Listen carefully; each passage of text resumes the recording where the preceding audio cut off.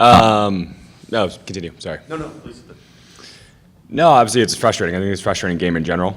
I thought we had a pretty good sense of control in the game and a good tempo, especially in the first half. I thought we looked really solid in the back. I think just a few mental lapses. And it's not just one person. I think it's all 11 people on the field. It's making sure that we can stay locked in for 98 minutes is key. Obviously that we have a lot of games in a row coming up, but they're really simple actions that for the vast majority of the game we do really well with.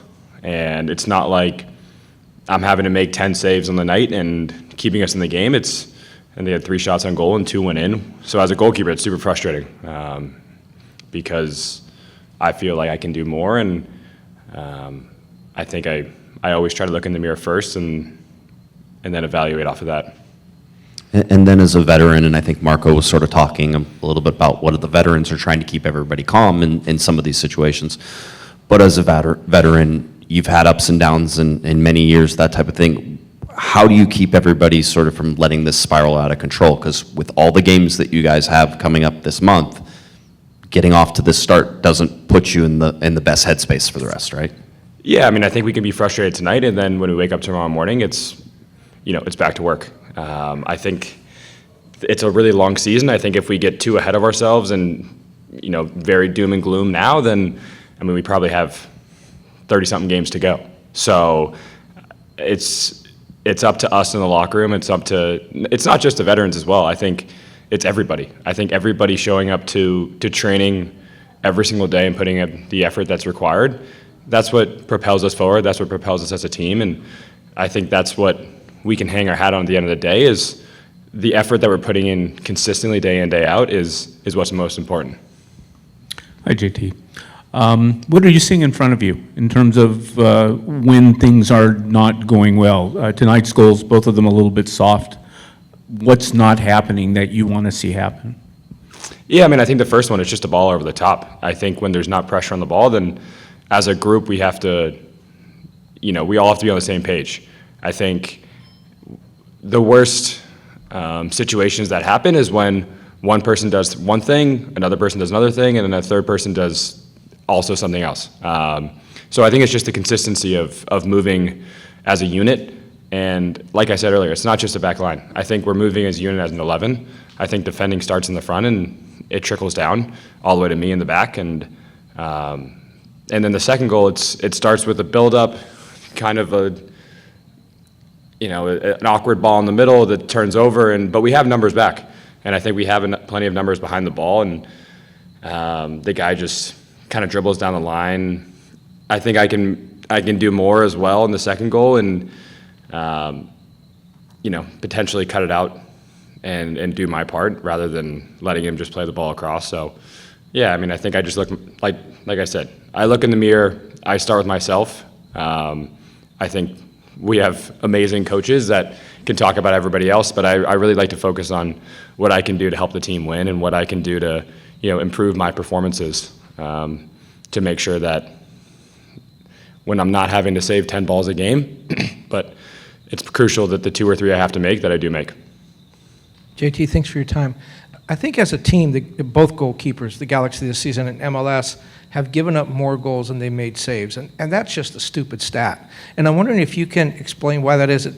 It seems as if the defense is limiting the shots on goal, and so when they do give up a shot on goal, is it just like you're in a terrible position, you can't do anything about it? How does that stat come about?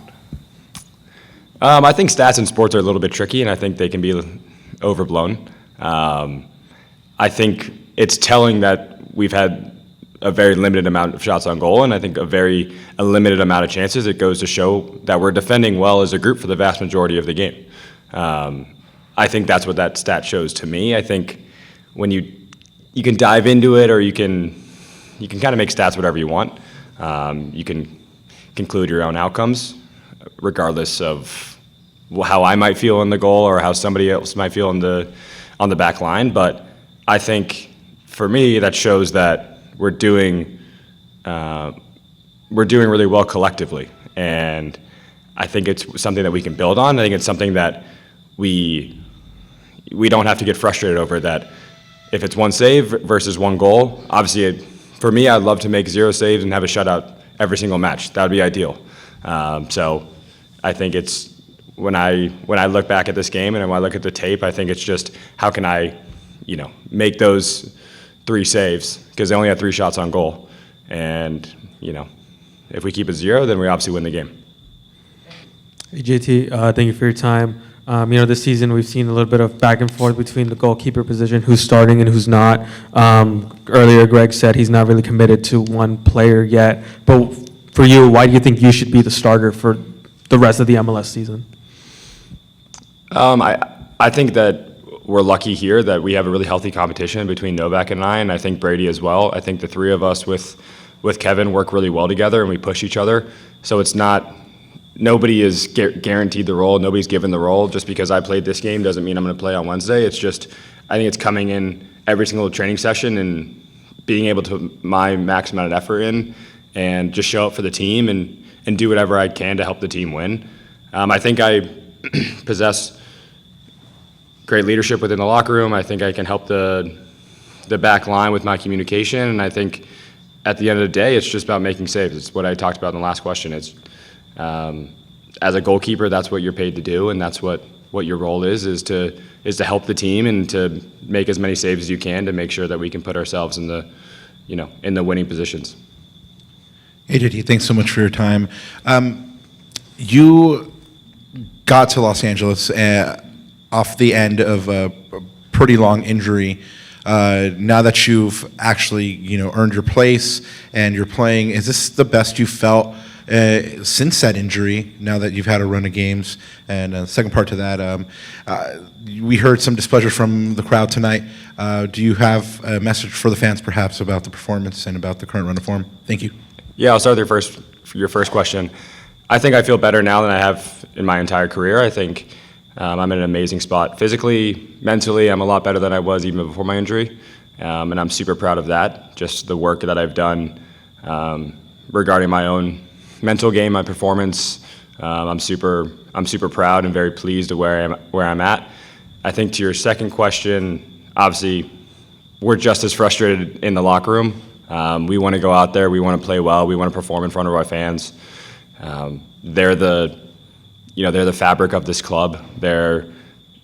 Their support, and we know how much effort they put into being here. We know how much effort they put into coming game in, game out, on the road, at home, and I think in the locker room we feel it just as much. And I think as a fan base, I think that what you're going to get from this team is a bounce back, and you're going to get a team that's extremely committed to one another. It's extremely committed to winning.